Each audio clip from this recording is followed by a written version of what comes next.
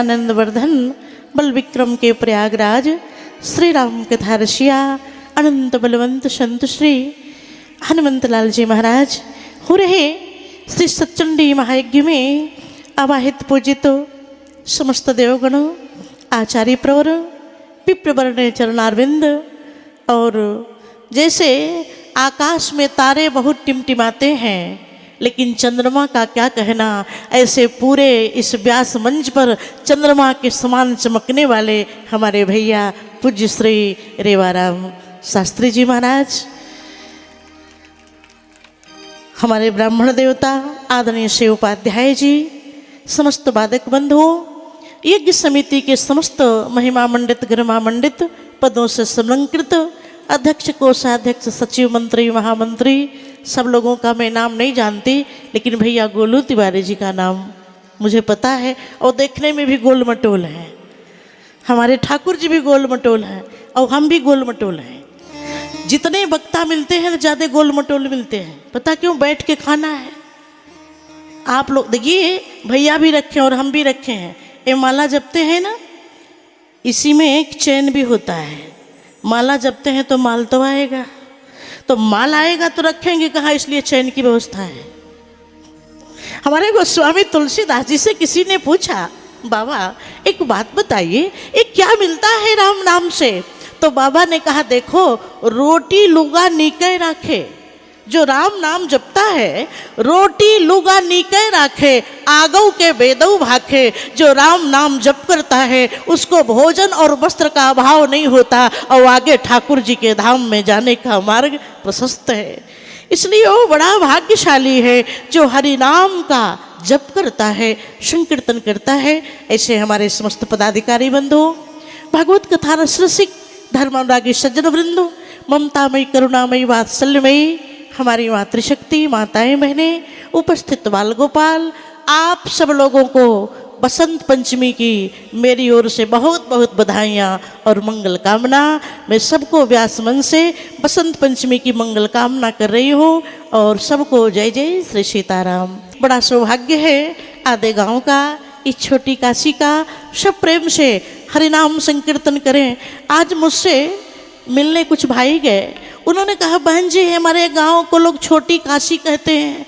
हमने कहा छोटी काशी है तभी तो इतना बड़ा काम कर दिया, बड़ी काशी को बुला दिया।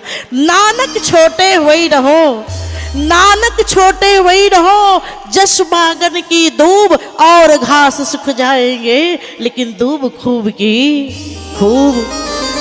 बड़ा होने में वो फायदा नहीं है जो छोटा होने में फायदा है। आइए, अभी टोना लगा था, बहन जी गा रही थी तो माताओं बहनों को टोना लगा था, गा भी रही थी और नाच भी रही थी, लेकिन भैया लोग ठिठके थे, नाचने में दिक्कत थी, पर वाणी को तो नचा सकते हैं।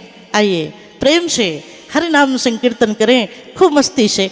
बोलो श्री राम जय राम जय जय राम, बोलो श्री राम जय राम जय जय राम, बोलो श्री राम जय राम जय जय राम, बोलो श्री राम जय राम जय जय राम। मंगल भवन अमंगल हारी, मंगल भवन अमंगल हारी, प्रभु सो दशरथ अजीर बिहारी, प्रभु सो दशरथ अजर बिहारी। श्री राम जय जय राम, बोलो श्री राम जय जय राम, श्री राम जय जय राम।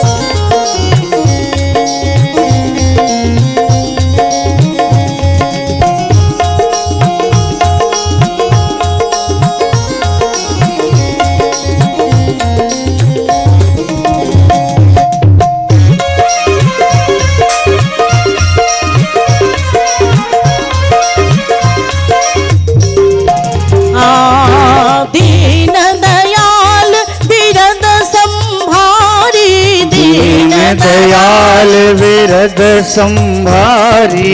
हरहु नाथ मम संकट भारी, हरहु नाथ मम संकट भारी। श्री राम जय राम बोलो श्री राम जय जय राम बोलो श्री राम जय राम बोलो श्री राम जय राम।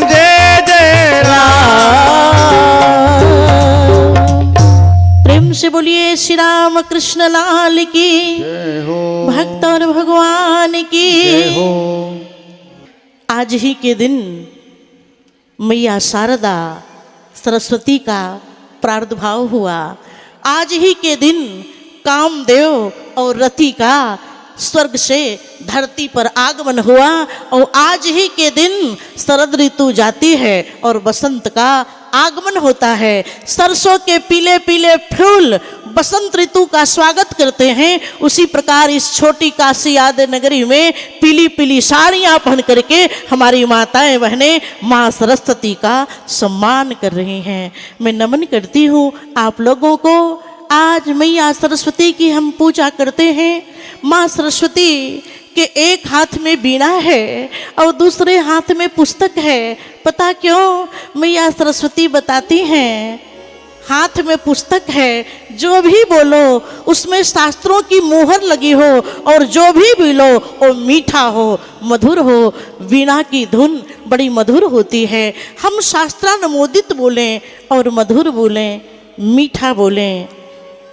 आइए, अभी बड़ी पावन चर्चा हम सब श्रवण कर रहे थे।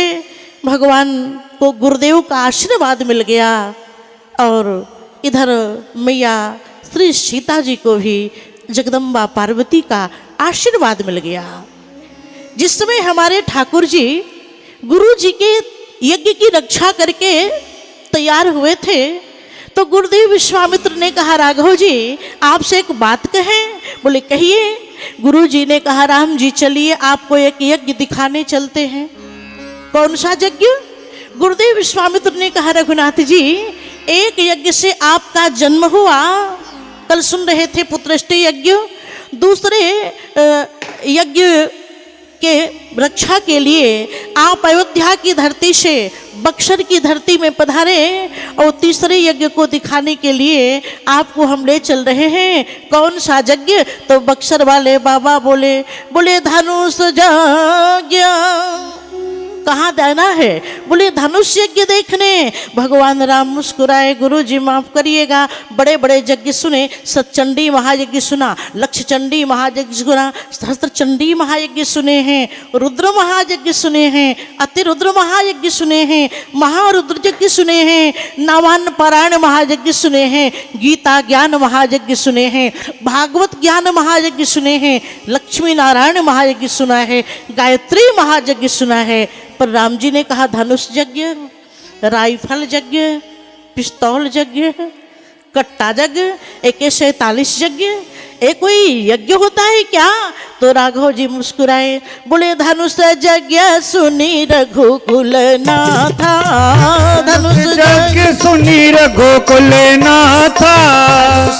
यज्ञ सुनी रघुकुल नाथा। धनुष यज्ञ सुनी रघुकुल नाथा।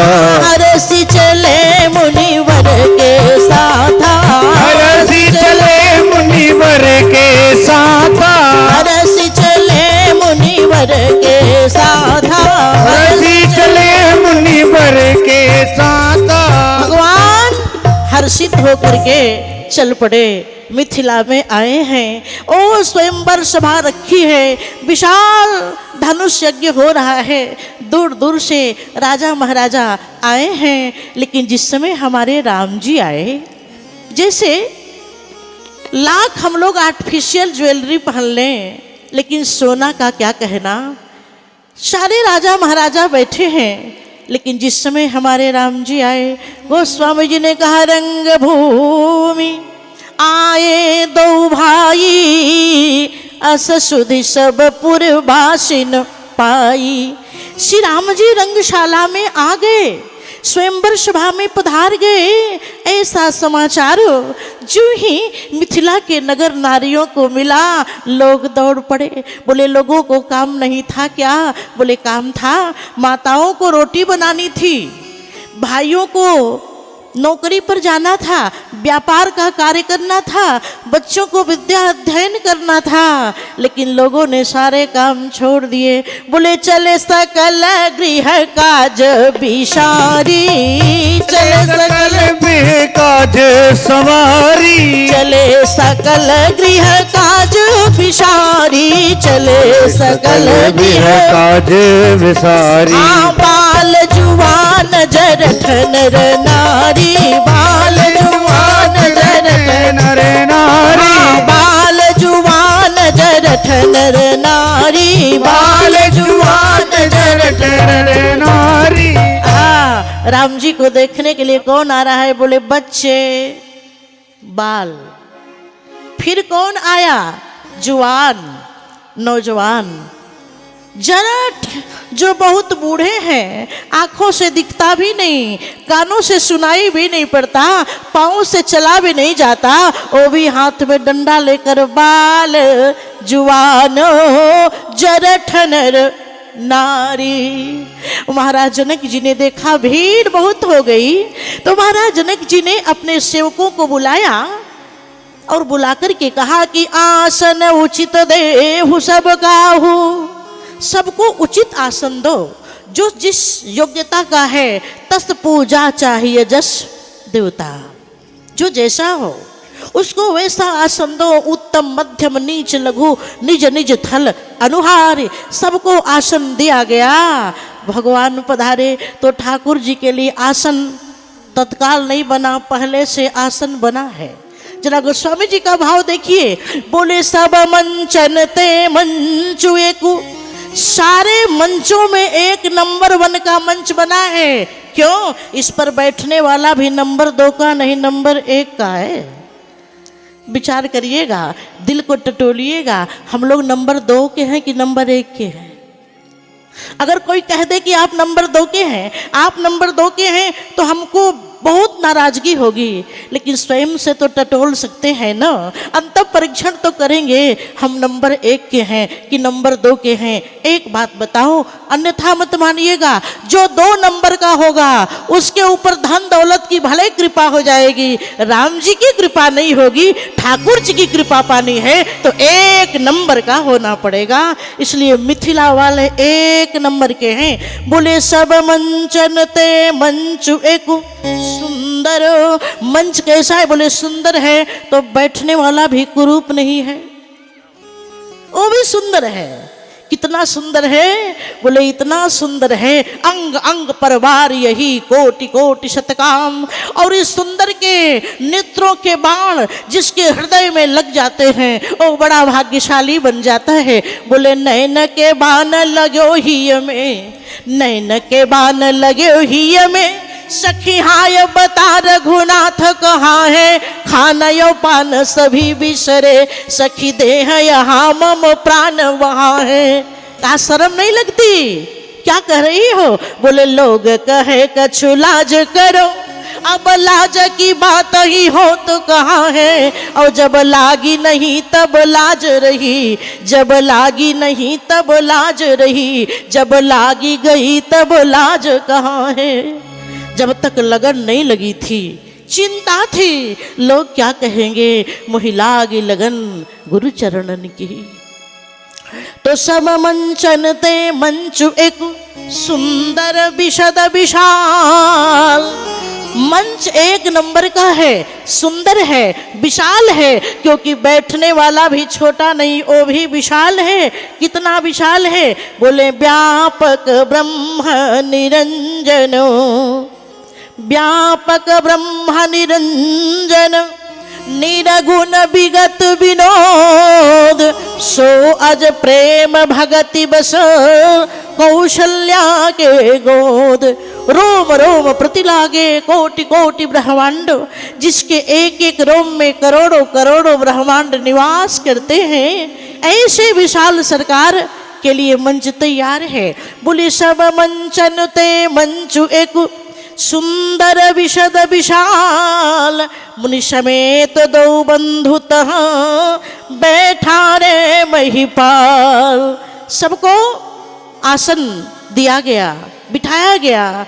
गुरुदेव के साथ मर्यादा पुरुषोत्तम भगवान श्री राम और लक्ष्मण दोनों भैया इस मंच पर विराजमान हुए।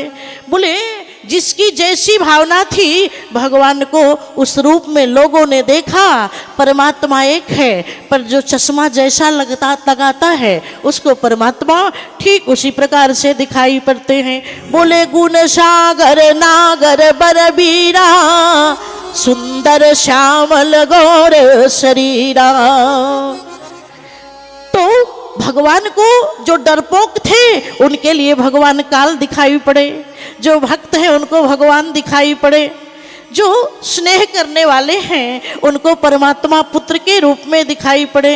बोले देखा ही रूप महारन धीरा, देखा ही रूप महारन धीरा, मनहु बीर रस धरे शरीरा, मनहु बीर रस धरे शरीरा, डरे कुटिल नृप प्रभु ही निहारी, डरे कुटिल प्रभु ही निहारी।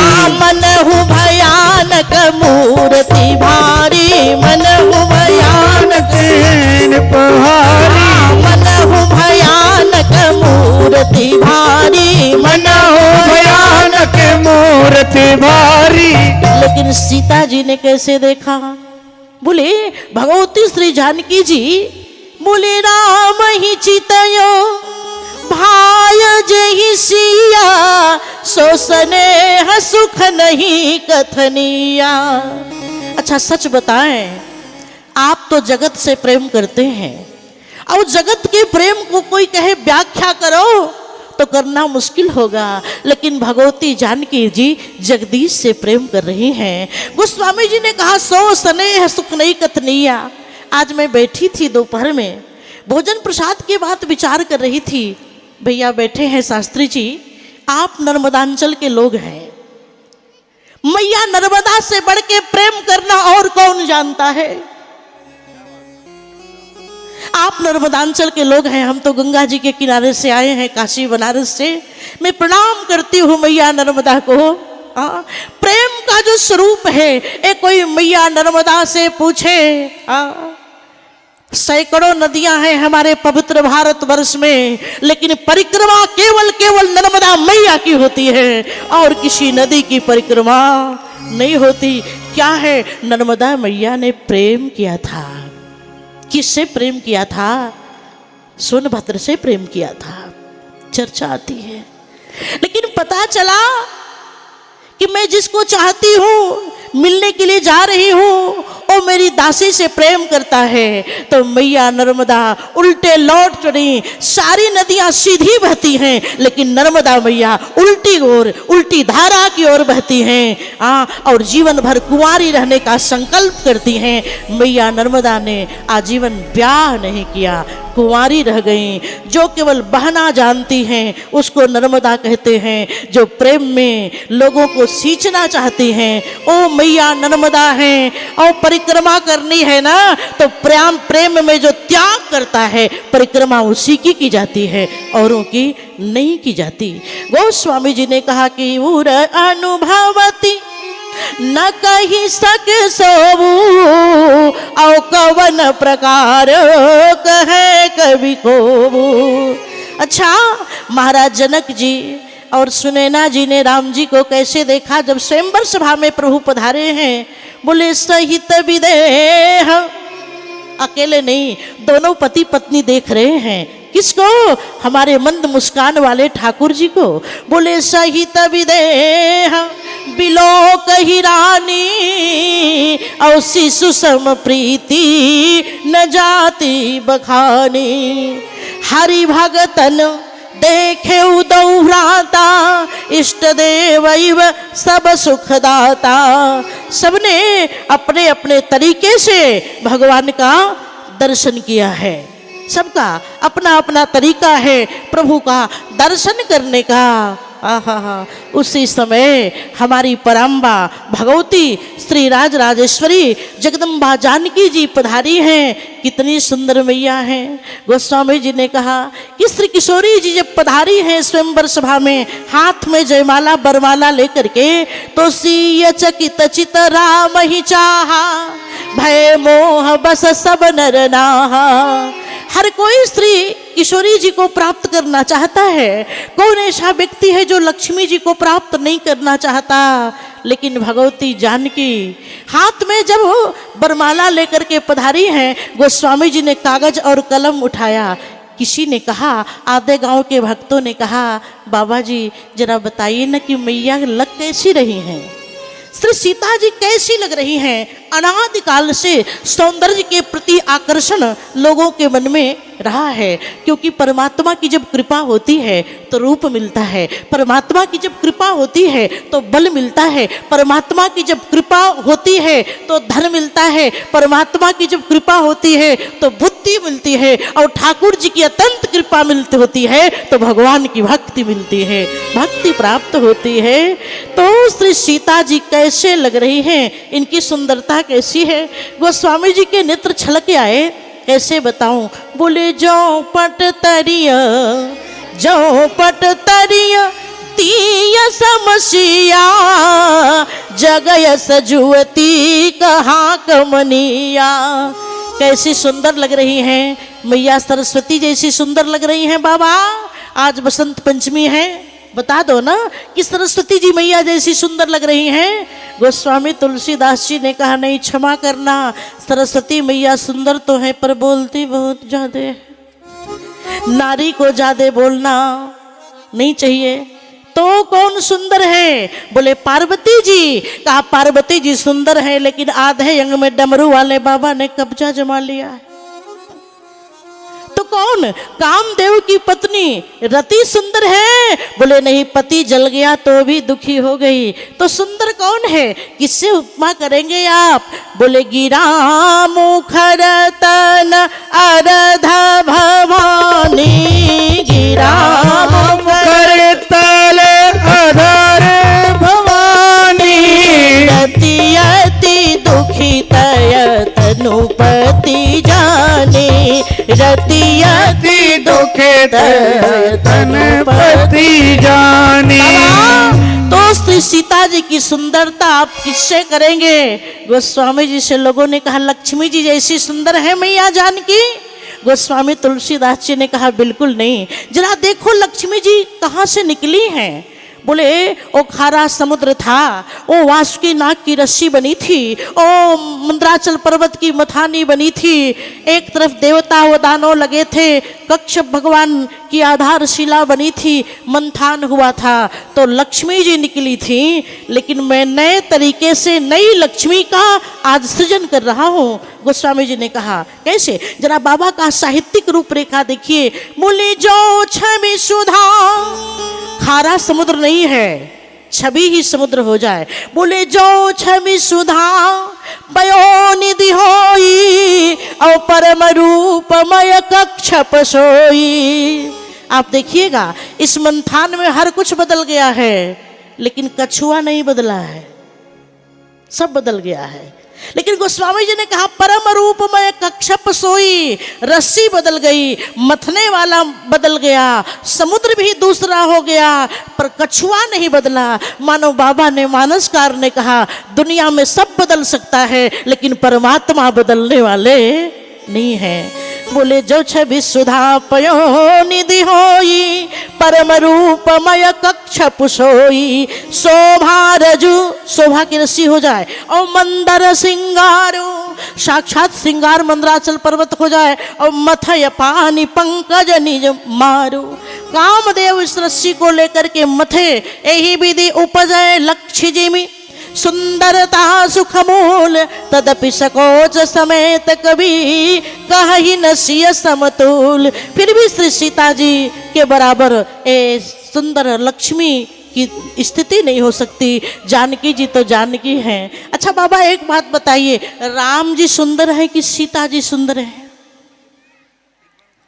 मान लीजिए आपके घर में कोई मेहमान आ जाए और उससे आप कहें कि बताओ हम सुंदर हैं कि हमारी घरवाली, तो मेहमान तो बड़ा मुश्किल में फंस जाएगा। अगर कह दे देवी जी सुंदर हैं तो देवता जी नाराज, और देवता जी सुंदर तो देवी जी नाराज। तो कहा गया बाबा एक बात बताओ, श्री सीता मैया सुंदर हैं या हमारे राम जी सुंदर हैं, कौन सुंदर हैं? तो हमारे आचार्य बोल रहे हैं क्या बतावें, दोनों सुंदर हैं। कैसे? बोले भगवान राम का प्रकाश कैसा है? बोले सहज प्रकाश रूप भगवाना, और नहीं तह पुनि विज्ञान बिहाना। श्री राम जी का प्रकाश सहज प्रकाश है, बिना श्रृंगार किए। लेकिन प्यारे राम जी का जो प्रकाश है किशोरी जी की कृपा से है। सो बाबा जी ने कहा कि सुंदरता कहू सुंदर करही, सुंदरता कहू सुंदर करही, सुंदरता कहू सुंदर करही, सुंदरता कहूँ सुंदर करही। छवि गृह दीप शिखा जनु बरही, छवि गृह दीप शिखा जनु करही।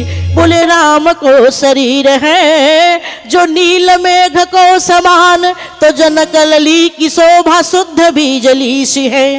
राम जी को है अंग जमुन तरंग सम, तामे जानकी हमारी प्रेम मछली सी है।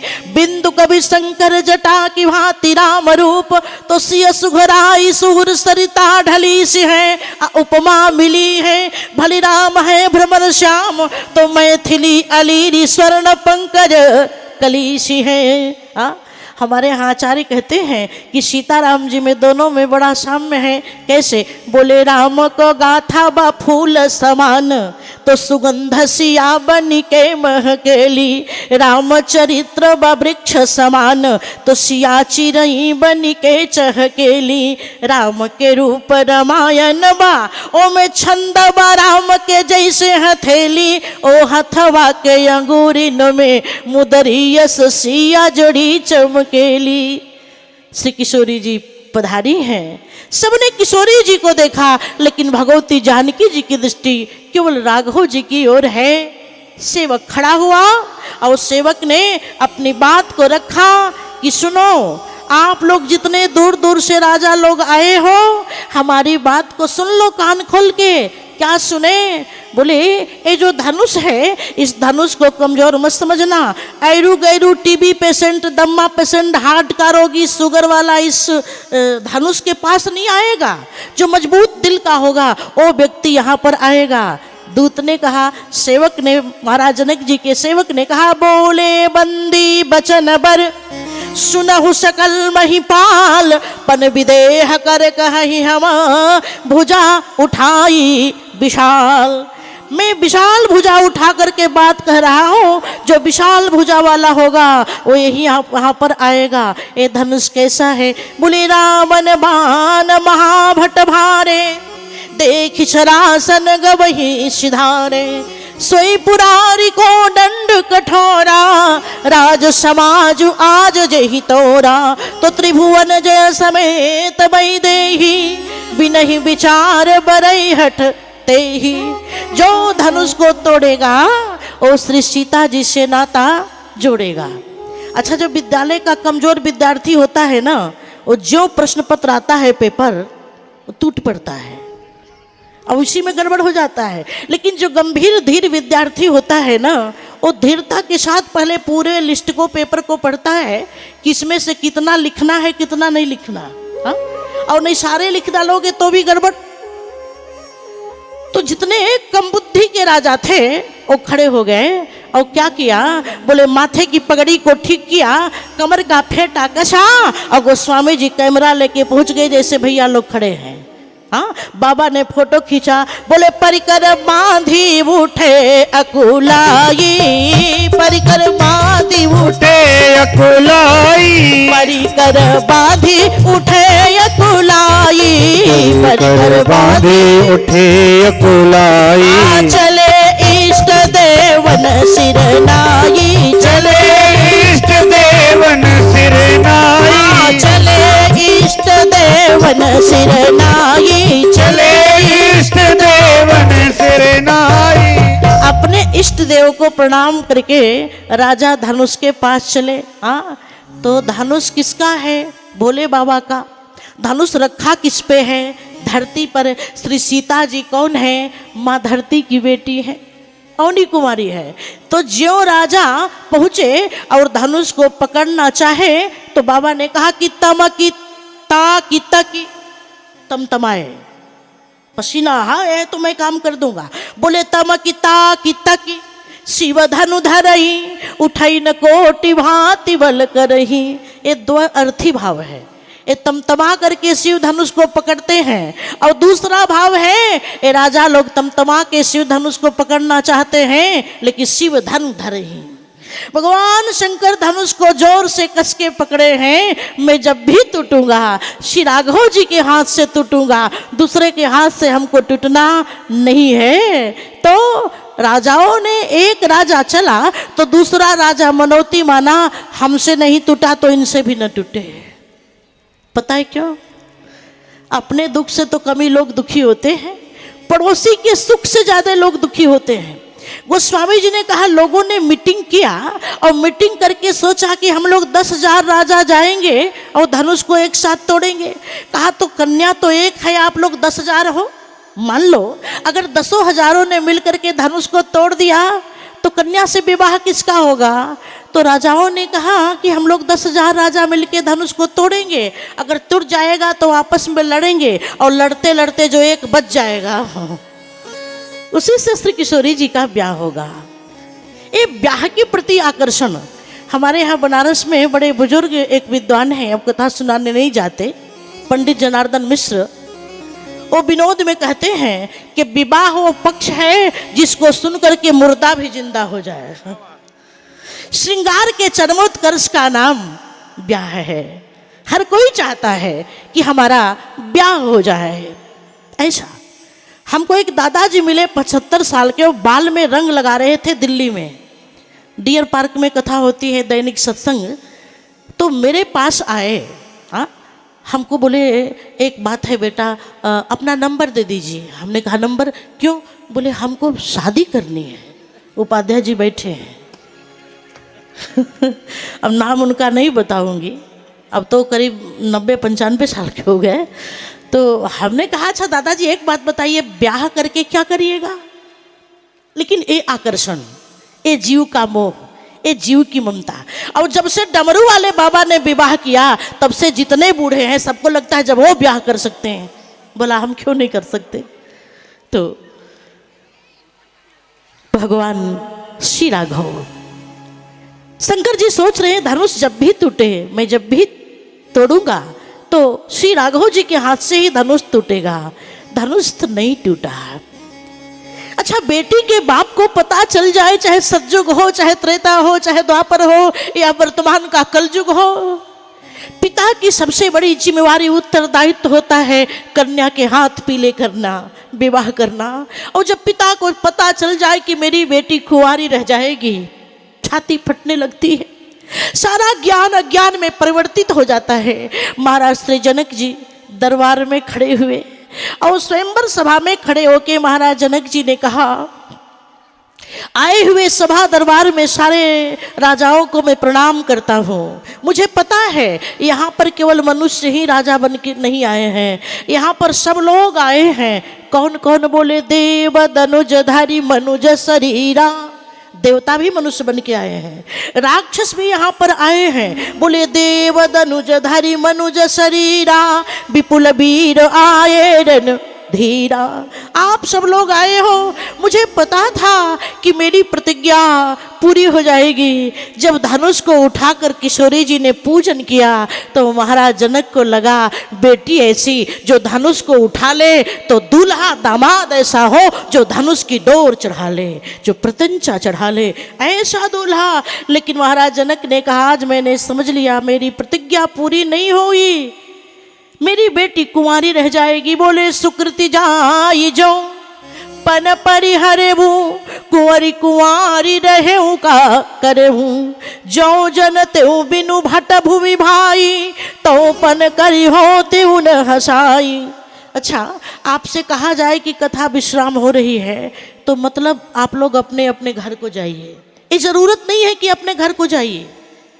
लेकिन महाराज जनक आज कन्या के मोह में ऐसे हो गए कि जोगिरा जनक ने कह दिया कि तजहुआस निज निज गृह जाहू लिखा न विधि वैदेही विवाहू। आप लोग अपनी अपनी आशा को छोड़ दो, मैंने समझ लिया विधाता ने वैदेही का विवाह लिखा नहीं है कुंडली में। विधाता ने कहा बिल्कुल ठीक पकड़े ब्रह्म, हाँ आप महाराज जनक जी, मैं देही का विवाह लिखता हूँ, मैं वैदेही का विवाह नहीं लिखता। ये संसार के लोग देही हैं, इनका कुंडली मिलान ये तो वैदेही हैं, इनकी कुंडली मैं क्या मिलान कर सकता हूँ। मैंने सचमुच इनका ब्याह नहीं लिखा है, लिखा न विधि वैदेही विवाह। मैंने समझ लिया धरती वीरों से खाली हो गई। हाँ लेकिन लक्ष्मण जी महाराज क्या बात, जैसे सूर्योदय से पहले अरुणोदय होता है, आकाश में लालिमा होती है, श्री लक्ष्मण जी को प्रभु की अस्मिता, भगवान के बल और शौर्य के ऊपर कोई उंगली उठा दे तो ये कुमला जाते हैं, बर्दाश्त नहीं होता। सो बाबा ने कहा लक्ष्मण जी के होठ फड़फड़ाने लगे, आंखें लाल लाल हो गई और तपह मूर्ति कर्मयोगी वीरव्रती सुमित्रानंदन श्री लक्ष्मण जी महाराज। डर है भैया का पर बिना बोले रहा नहीं जाता।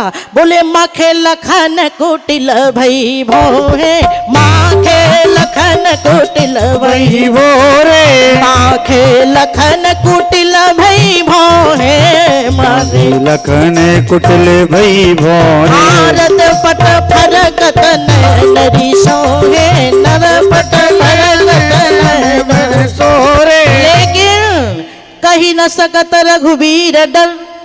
वाह, छोटे भैया को बड़े भैया का इतना डर है। आज के जमाने के जैसे नहीं, आजकल छोटा भाई बड़े भाई के सामने कॉलर ऊपर करके कहता है मुझको क्या समझते हो, मैं घास मूली थोड़े हूँ जो मुझे उखाड़ करके फेंक दोगे। लेकिन श्री लक्ष्मण जी महाराज को भैया का डर लग रहा है राम जी का। बोले कही न सकत रघुवीर डर, लगे बचन जनुबान और नाई राम पद कमल सिर, बोले गिरा प्रमाण। भैया को प्रणाम किए और गोरे बबुआ लक्ष्मण जी सुमित्रा कुमार खड़े हुए और लक्ष्मण जी ने प्रभु श्री राम को प्रणाम करके पहला शब्द बोला, कही जनक। जनक आपने क्या कह दिया? राम जी ने उंगली दबाई, श्री बोल दो, श्रीमान बोल दो, अनंत श्री महाराज बोल दो, 1008 बोलो, 108 बोलो, आदरणीय श्री जनक जी बोलो। एक केवल जनक क्यों बोल रहे हो? अपमान है, समझ रहे हो? जानकी जी के पिताजी हैं। श्री लक्ष्मण जी ने कहा भैया माफ करिएगा आप, ये तो जानकी जी के पिताजी हैं, अगर मेरे पिताजी भी आपके लिए कुछ कह दे तो लक्ष्मण छोड़ने वाला नहीं है। और लक्ष्मण जी ने नहीं छोड़ा। लखन कहे कछु बचन कठोरा, बरजी राम पुनि किन्ह निहुरा। हम लोग गाते हैं ना कि झंडा ऊंचा रहे हमारा। झंडा कौन है? ए राम जी। लेकिन झंडा लहराएगा कैसे जब डंडा सख्त रहेगा? राम जी झंडा तो माताओं बहनों लक्ष्मण भैया दंडा। बोले रघुपति की रति विमल पताका, रघुपति की रति विमल पताका, रघुपति की रति विमल पताका, रघुपति की रति विमल पताका। दंड समान भयऊ जस जाका, दंड समान भयऊ जस चाका। श्री लक्ष्मण जी खड़े हुए और लक्ष्मण जी के एक एक शब्दों मानो यहाँ पर पूरा उपनिषद पूरा शास्त्र है। लक्ष्मण जी ने कहा काचे गठ जिमि डारो फोरी, कच्चे घड़े के समान ब्रह्मांड को फोड़ सकता हूँ। किसी भाई ने कहा पक्के घड़े के समान क्यों नहीं ब्रह्मांड को फोड़ देते? लक्ष्मण जी ने कहा पागल थोड़े हूँ मैं, पक्के घड़े के समान फोड़ूंगा तो फिर घड़ा कहाँ से तैयार होगा? इसलिए काचे घट जिमीदारो फोरी, सकऊ मेरी मूलक जिमी तोरी। तो प्रताप महिमा भगवाना, को बापुरो पिनाक पुराना। आपकी आज्ञा मिल जाए तो धनुष तो पुराना है, ये तो मेरे बाएं हाथ का खेल है। राम जी ने उंगली दबाई तो धनुष का रिजल्ट जानते हो? तोड़ोगे तो परिणाम इसका क्या होगा? श्री लक्ष्मण जी बैठे हैं, जो दुष्ट राजा थे मन ही मन खुश हुए, बड़ा अच्छा, बहुत बढ़िया। आए थे धनुष तोड़वाने जनक जी, अब लड़ो। ये छोटा गोरा कुमार जो है ये युद्ध करने को तैयार है।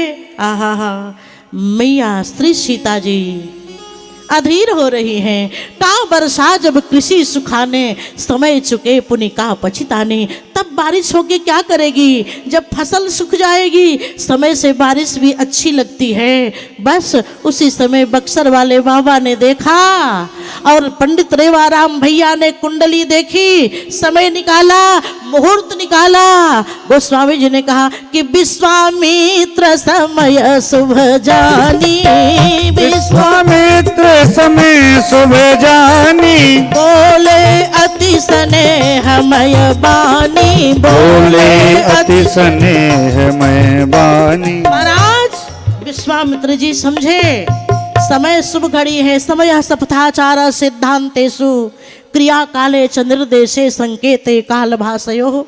समय से हर काम अच्छा लगता है। सो राम जी उठो, उठहु राम, भंजहु भव चापा, मेटहु तात जनक परितापा। श्री राम जी उठिए। राम जी उठ गए। धन्य है गुरु आज्ञा गरियसी। प्रभु श्री राम, राम जी उठ गए। आदेश बोले भंजहु भव चापा, धनुष को तोड़ दो। राघव जी ने मुस्कुरा के कहा गुरु जी तोड़ तो डालूंगा, लेकिन ब्याह करना होगा ना। यहाँ पर माता पिता नहीं है, बिना माता पिता की आज्ञा का ब्याह करना उचित है या अनुचित है। क्षमा करिएगा, आजकल के नौजवान भाई, जुआ बहन भाई कहते हैं कि जिंदगी हमारी है, हम अपनी जिंदगी का फैसला करेंगे। लेकिन नहीं, जिंदगी आपकी नहीं है। जिस माँ ने आपकी गंदगी को साफ किया, जिंदगी उसकी है। जिस पिता ने आपकी सारी आवश्यकताओं की पूर्ति किया, जिंदगी उसकी है। इसलिए जिस माता पिता ने जन्म दिया है, कम से कम ब्याह की जिम्मेवारी भी माता पिता के ऊपर छोड़ दीजिए। माता पिता कभी भी अपने बच्चों का नुकसान नहीं देख सकते। तो यहाँ पिताजी नहीं हैं, माँ नहीं है। कहा आपके पिताजी ने कहा था तुम मुनि पिता आन नहीं को। इसलिए श्री राम लला आप उठिए और धनुष को तोड़ना है, ताकि जनक जैसे ज्ञानी को जो मोह हो गया है उनका मोह समाप्त हो जाए। उठहु राम, भंजहु भव चापा, मेटहु तात जनक परितापा। भगवान श्री राम उठे हैं और धनुष की ओर चले हैं। बोले सहज ही चले वो सकल जग स्वामी, सहज ही चले वो जगत सब स्वामी। सहज ही चले वो सकल जग स्वामी, सहज चले वो सकल जग स्वामी। मत मंजू बर कुंजर गामी, मत मंजू बर कुंजर गामी। जैसे कोई मतवाला हाथी झूमते हुए चलता है, राम जी को किसी प्रकार का प्रभु को डर नहीं है। और आए और ठाकुर जी ने धनुष के दोनों छोरों को पकड़ा है और दोनों छोरों को पकड़ के बोले ते ही छन राम, मध्य धनु तोरा और भरे भुवन धुनि घोर कठोरा। भरे भुवन घोर कठोर, रवर भी बाजी तजी मारग चले। भरे भुवन घोर कठोर, छी करही दी गज डोल, आई मई बोल कुरुम कलमले। छी करही दी गज डोल। प्रभु श्री राम ने धनुष के दोनों छोरों को पकड़ा और ते ही छन राम, मध्य धनु तोड़ा, भरे भुवन धुनि घोर कठोरा। बोलिए भक्त और भगवान की। भगवान ने धनुष को तोड़ा। कब तोड़ा? बोले मध्य धनु तोड़ा। मध्य आप विज्ञ श्रोता है, मध्य का मतलब ये धनुष ना सवेरे टूटा न शाम को टूटा, माध्याह्न काल दोपहर में टूटा। तई क्षण राम मध्य धनु तोड़ा। भगवान की लीला में 3 नगरियों की भूमिका है, मिथिला, अयोध्या, लंका। ये धनुष ना अयोध्या में ना लंका में, मिथिला में टूटा। तई क्षण राम मध्य धनु तोड़ा। इस धरती पर 3 राम आए, परशुराम, बलराम, श्री राम। तो तो इस धनुष को परशुराम जी पहले आए हैं, ना तो परशुराम जी ने तोड़ा, ना तो आगे आने वाले श्री बलराम जी ने तोड़ा। परशुराम बलराम जी के मध्य में जो श्री राम जी आए उन्होंने धनुष को तोड़ा। तई छन राम मध्य धनु तोड़ा। ये धनुष कैसा है? बोले मोह का प्रतीक है। मोह रूपी धनुष ना तो बचपन में टूटता है, ना तो बुढ़ापे में टूटता है। तोड़ने वाले इसको नौजवानी में ही तोड़ देते हैं। तो भगवान श्री राम ने धनुष को तोड़ दिया। जोर की धनुष की टूटने की टंकार हुई। किसी ने धनुष से कहा, धनुष तू बड़ा अकड़ा हुआ था, टूट गया ना। शंकर जी के धनुष ने हंस के कहा, तो आधे गांव के भक्तों, आपको क्या लगता है मैं टूट गया तो टूटने की कोई तकलीफ है? ना ना ना। शंकर जी के धनुष ने कहा, मैं प्रसन्न हूँ। क्यों? क्योंकि मैंने खुद को तोड़ के दो दिलों को एक कर दिया। मैंने खुद को तोड़ के सीताराम को एक कर दिया। मैंने खुद को तोड़ के प्रकृति और ब्रह्म को एक कर दिया। इसलिए मैं जो खुद को तोड़ के दूसरे को जोड़ता है उसी का नाम शिव धनुष है। धनुष टूटा है और धनुष के टूटने से जो टंकार हुई है, जो फनकार हुई है, महाराज क्या कहना, अद्भुत। इतनी जोर से धनुष टूटने की आवाज हुई है कि महाराज श्री परशुराम बाबा को सुनाई पड़ा है। और श्री परशुराम जी महाराज आए हैं। ओ गोरा शरीर, ओ माथे पर त्रिपुंड लगा हुआ भगवान शंकर का प्रतीक स्वरूप खड़ाऊ चटचटाते हुए परशुराम बाबा आए। बोले गौर शरीर भूति भल भ्राजा, भाल विशाल त्रिपुंड विराजा। अद्भुत स्थिति हुई। लेकिन श्री परशुराम जी महाराज ने अपना धनुष बाण भगवान श्री राम के चरणों में समर्पित कर दिया है। अब बोलिए भक्तों भगवान की।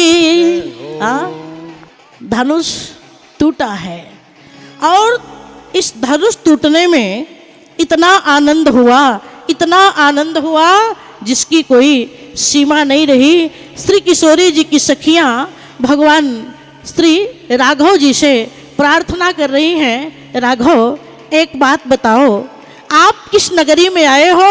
बोले हम तो प्रेम की नगरी में आए हैं। कहा आप हो कौन? बोले हम मोक्ष हैं, मोक्ष के स्वरूप हैं हम। कहा यहाँ क्या करने आए हैं? बोले प्रेम को पाने आए हैं। और ऐसा प्रेम दर्शाया महाराज ने। आहा, चिट्ठी लिखी है श्री जनक जी ने। अनंत श्री महाराज अपराजिताधिराज, सकल महाराजा नाम, जगलाज को गरीब निवाज, महिमंडल के महेंद्र के सुरेंद्र के उपेंद्र सम, करन काज यस जानत जहान के ते, दान मान सम्मान ज्ञान प्रेमा निधान। और चिट्ठी पहुंची चक्रवर्ती सम्राट महाराज दशरथ बारात को साजे हैं और बारात को साज करके चल पड़े। बोले लोवा फिरी फिरी दरस दिखावा, लोवा फिरी फिरी दरस दिखावा, लोवा फिरी फिरी दरस दिखावा, लोवा फिरी फिरी दरस दिखावा। आसुर भीषण मुख शिशु ही पियावा, सुर भीषण मुख विधियावा, सुर भीषण मुख शिशु ही पियावा, सुर भीषण मुख सताई बिहावा। बारात आ रही है। स्वागत में अगवाने लोग जा रहे हैं। खूब बढ़िया ढंग से हम लोग स्वागत करें। आप लोग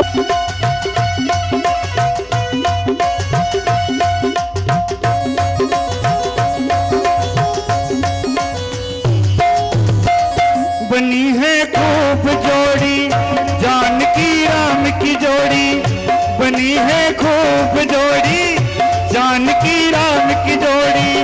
खुशी से नाचे है मन, मिला सजनी को साजन। हो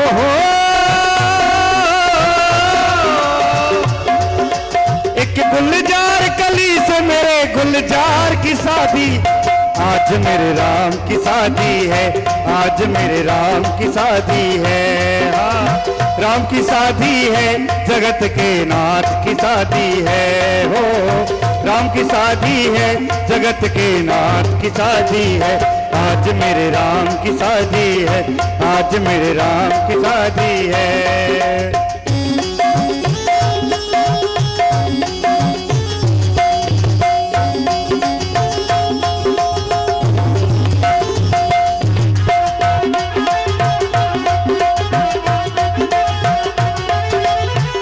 रुक्मणियों मुस्कावे मुझे रघुवर मिल जावे, रुक्मणियों मुस्कावे मुझे रघुवर मिल जावे। मेरी थी यही तमन्ना पूरी हुई आज तमन्ना। ओहो जनक नंदिनी से मेरे श्री राम की शादी है, आज मेरे राम की शादी है, आज श्री राम की शादी है। ओ राम की शादी है, जगत के नाथ की शादी है, आज श्री राम की शादी है।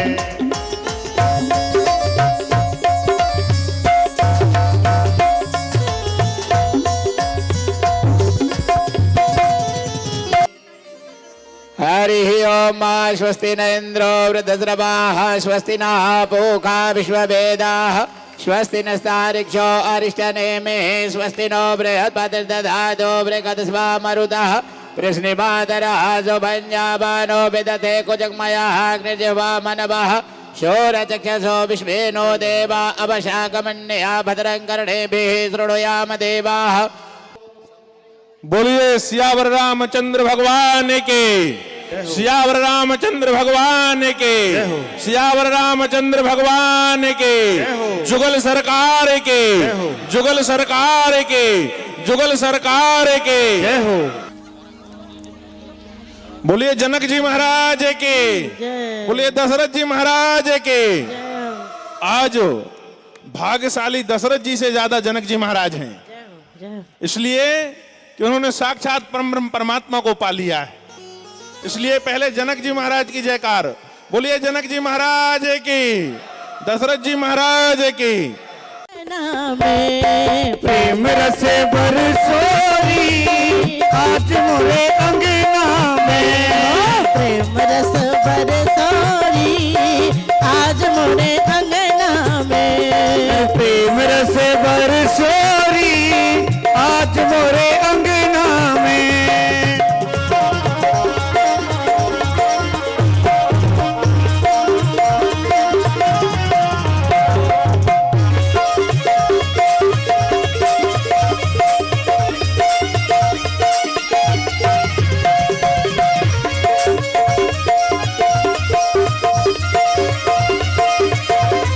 प्रेम रस बरसोरी आज मोरे अंगना में, प्रेम रस बरसोरी आज मोरे अंगना में।